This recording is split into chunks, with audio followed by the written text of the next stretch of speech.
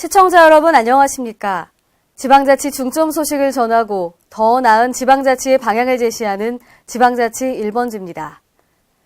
대한민국 시도지사협의회는 지난 13일 국회에서 민생 안정을 위한 긴급 간담회를 개최했습니다. 이번 간담회는 대통령 탄핵 사태로 인한 전국 불안을 해소하고 국정 공백을 최소화하는 방안을 논의하기 위해 마련됐습니다.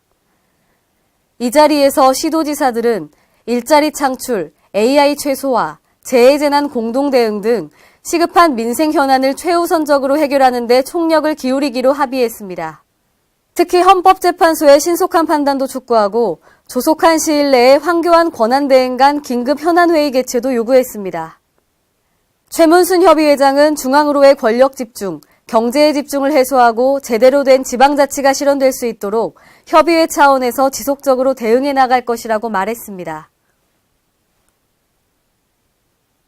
전주시 농업기술센터는 지난 13일 농업미생물 배양실 개소식을 개최했는데요. 이로 인해 농업 생산 비용을 절감할 수 있어 농업인의 소득 향상에 크게 기여할 것으로 기대됩니다. 김승균 기자가 보도합니다. 전북 전주시가 영농 활동에 필요한 착한 미생물을 친환경 농산물 생산농가에 무상 공급해 안전한 먹거리 생산을 돕기로 했습니다. 전주시 농업기술센터는 13일 김승수 전주시장과 각 농업인 단체 풍목별 연구회원 등 관내 농업인 100여 명이 참석한 가운데 농업 미생물 배양실 개소식을 개최했습니다. 농업 미생물 배양실이 문을 열면서 농약 및 화학 비료의 지속적 사용으로 인한 토양 산성화와 작물 생육 부진 등의 문제점을 해결해 농업 경쟁력을 높일 것으로 예상되고 있습니다. 또한 농업기술센터는 국비 5억 원 등 총 20억 원을 투입해 별관을 리모델링해 미생물 자체 배양 장비 및 시설을 갖춘 농업 미생물 배양실을 설치했습니다. 농업인들에게 자체 배양한 미생물이 공급되면 배양액 1톤당 약 50만 원 상당의 농업 생산 비용을 절감할 수 있어 농업인의 소득 향상에 크게 기여할 것으로 기대되고 있습니다. 농업 미생물 배양실이 저희한테 반드시 필요한 일이었는데 시간이 이렇게 오래 걸렸습니다. 가장 필수적인 저희들 시설인데 그동안에 갖추질 못했는데 우리 소장님을 비롯한 많은 분들이 애써주셔가지고 오늘 이 자리에 있게 됐습니다. 농업기술센터 관계자는 내년에는 단일균 생산 등 미생물 생산시설을 확충해 생산 품목을 늘리고 연간 최대 200톤까지 생산 공급함으로써 전주시 농업인들의 생산비 절감에 기여하겠다고 말했습니다. K1N 김승균입니다. 지난 12일 전주 르인호텔에서 2016년 전통시장 상인 워크숍이 개최됐는데요. 이번 워크숍은 전통시장의 활기를 되찾고 상인들의 단결력을 강화하기 위해 마련됐습니다. 유희광 기자가 보도합니다. 꺼져가는 전통시장의 불빛을 되살리기 위해 전통시장 상인 500여 명이 한자리에 모였습니다. 전북 도내 전통시장 상인들은 12일 전주 르인호텔에서 2016년 전통시장 상인 워크숍 자리를 함께했습니다. 이번 전통시장 상인 워크숍은 갈수록 침체되어가는 전통시장의 활기를 되찾고 상인들의 단결력을 강화시키기 위해 마련됐습니다. 우리 전통시장의 3등가에서 금년에 무엇을 잘못했고 또 무엇을 잘했는가를 잘 많이 토의를 해서 주시고 우리 상인회와 각 상인회 간의 교류도 많이 해주셔서 전라북도의 전통시장에 있는 모든 시장들이 활기찬 시장으로 발돋움해서 우리 전국의 경기는 물론이고 전국의 경기가 우리 전라북도에서부터 살아났다 했으면 좋은 생각, 그런 생각으로 저는 이 자리에 섰습니다. 현재 도내 전통시장은 상업 위축과 소비문화 변화에 따른 입지가 점차 좁아지고 있는 상황입니다. 이에 전북도와 전북상인연합회는 전통시장 현대화 사업, 아케이트, 주차장 사업 등을 통해 전통시장의 분위기 변화와 활성화를 위한 다각적인 노력을 펼치고 있습니다. 하지만 이러한 노력에도 대형마트 입점으로 인한 상권 피해는 점차 늘어가고 있는 실정입니다. 한편 전통시장 상인들은 이틀간의 일정을 통해 전통시장 활성화 리더십 특강을 비롯한 토론, 우수시책 발표를 통해 상업에 있어서의 전통시장의 입지를 키워나갈 계획입니다. K1N 유희광입니다. 충청남도는 지난 13일 국회 도서관에서 공정한 전기요금제 개편 사회적 공론화 합동 정책 토론회를 개최했습니다. 이번 토론회는 공정한 전력수급체계 개편, 더 이상 미룰 수 없다를 주제로 사회적 합의 도출을 위해 마련됐습니다. 충남연구원 신동호 연구위원은 전기요금 체계에 송전요금 차등 요인을 반영해야 한다고 주장했으며 이화여대 석광훈 교수는 화력발전소 주민들을 위한 지역자원 시설세 인상과 공동기금 조성도 필요하다고 강조했습니다.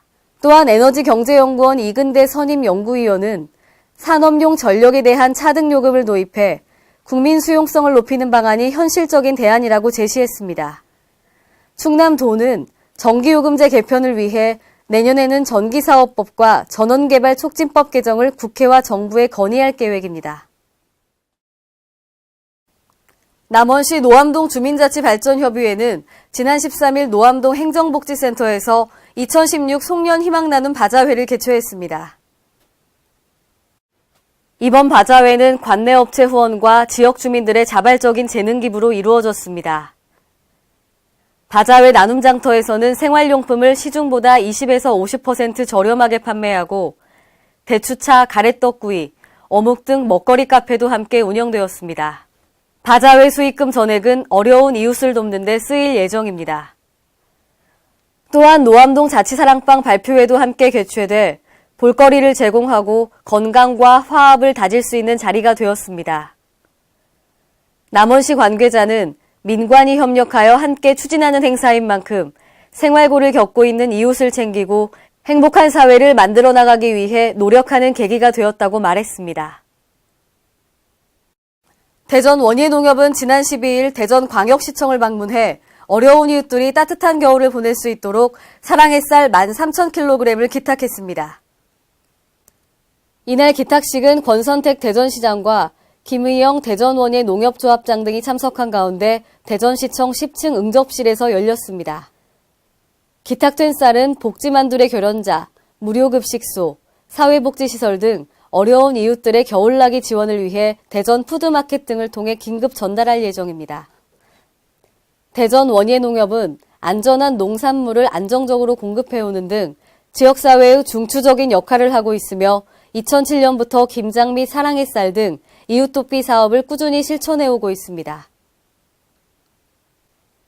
행정자치부는 지난 13일 제7기 정보공개위원회 위원을 위촉하여 첫 회의를 개최했습니다. 정보공개위원회는 정보공개 운영 실태 평가 및 처리에 관한 사항 등을 심의 조정하기 위해 설치되었으며 국민의 알 권리 실현과 국정 투명성을 제고하는 데 큰 역할을 수행하고 있습니다. 이번 정보공개위원회는 국민의 다양한 의견을 듣기 위해 시민단체 추천을 1명에서 2명으로 확대했습니다. 또한 정보공개제도 20년을 맞이하는 시기에 활동하게 되어 새로운 도약을 만들어 나갈 계획입니다. 행정자치부는 지난 13일 천안 상록리조트에서 2016 범정부 행정한류 우수사례 공유마당을 개최했습니다. 올해 처음으로 개최된 공유마당은 우수한 공공행정의 국제확산 사례를 공유함으로써 국제협력에 대한 관심과 참여를 높이고자 마련됐습니다. 이번 공유마당에는 치안 한류를 통한 글로벌 네트워크 구축, 미얀마 법령정보 시스템 구축 등 8건의 다양한 사례가 발표되었습니다. 앞으로 행정자치부는 우수 사례에 대한 사례집을 제작 배포해 지자체와 공유하고 확산될 수 있도록 할 예정입니다. 이상으로 지방자치 1번지를 마칩니다. 시청해주신 여러분 고맙습니다.